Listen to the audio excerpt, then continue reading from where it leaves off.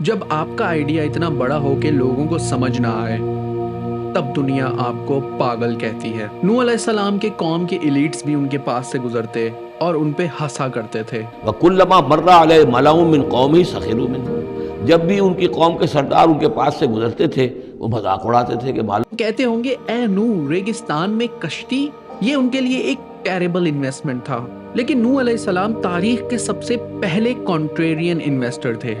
جب پوری دنیا کرپشن اور مٹیریلزم کے اسٹاکس خرید رہی تھی، وہ اکیلے ایمان اور نجات کے اسٹاک میں انویسٹ کر رہے تھے۔ یہ کہانی ہر اس کریٹر، ہر اس فاؤنڈر، ہر اس آرٹسٹ کے لیے ہے جسے اس کے دوست یا اس کی فیملی کہتی ہے کہ یہ تم کیا کر رہے ہو، اس میں کوئی فیوچر نہیں ہے۔ نوح علیہ السلام نے ہمیں سکھایا کہ جب آپ کا فوکس اللہ سبحانہ و تعالیٰ کے ماسٹر پلان پہ ہو تو دنیا کی ویلیڈیشن معنی نہیں رکھتی۔